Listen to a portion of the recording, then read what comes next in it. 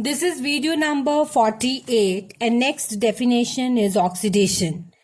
Oxidation is defined as the process in which an atom or an ion loses electron. For example, zinc, in order to become stable, it loses 2 electrons to give us Zn plus 2. Same way, sodium loses 1 electron to become Na positive. As in this reaction, there is removal of electron, therefore it is known as oxidation.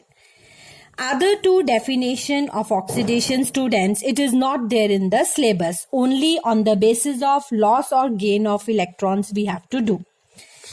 Then is reduction. Same way, reduction is defined as the process in which an atom or an ion gains electron. For example, Cu positive 2 from ionic form, it changes to the neutral form by the gain of electron, 2 electrons. Same way, Fe positive 3 is converted into Fe positive 2 by the addition of 1 electron. So as there is a gain of electron, it is known as reduction. Now what is oxidizing and reducing agent? Oxidizing agent is the substance that brings about oxidation. On the other hand, reducing agent is the one which brings about reduction. How? By providing electrons.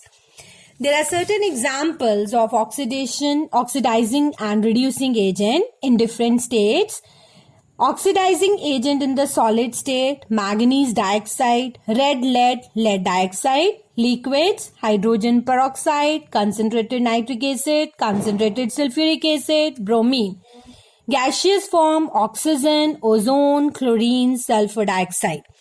Students, sometimes for 1 mark, they can ask examples of oxidizing agent or reducing agent in different states. For example, name any solid oxidizing agent, like that.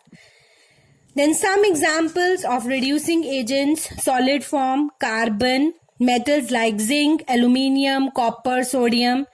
Liquid state, hydrogen peroxide, hydrogen iodide, hydrogen bromide. Student, here one important question is there. Name a substance which is both oxidizing and a reducing agent in the liquid state. So answer is hydrogen peroxide. In the gaseous form, reducing agent is hydrogen sulfide, carbon monoxide, sulfur dioxide.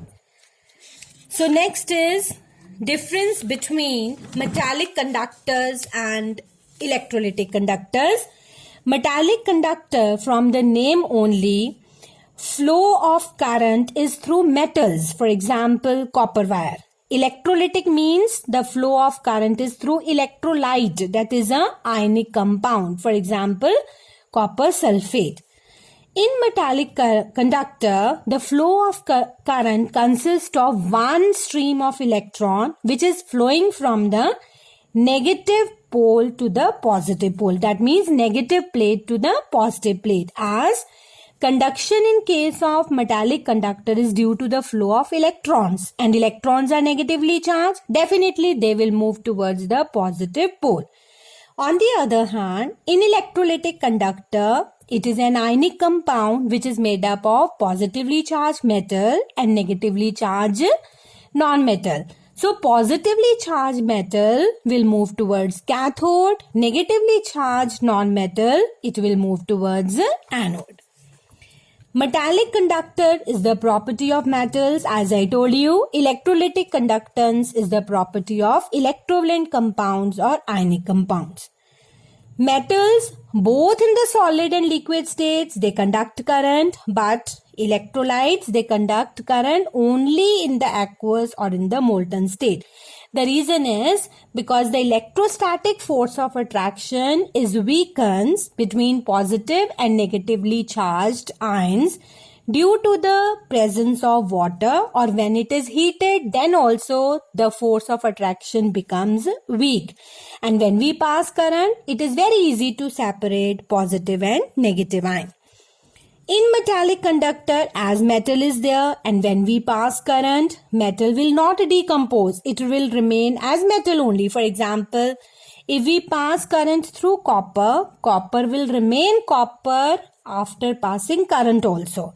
But in case of electrolytic conductance, when we pass current, let's take example of potassium hydroxide only.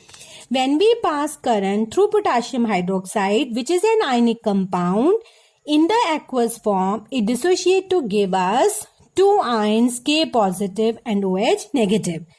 K positive will move towards cathode and resulting in potassium.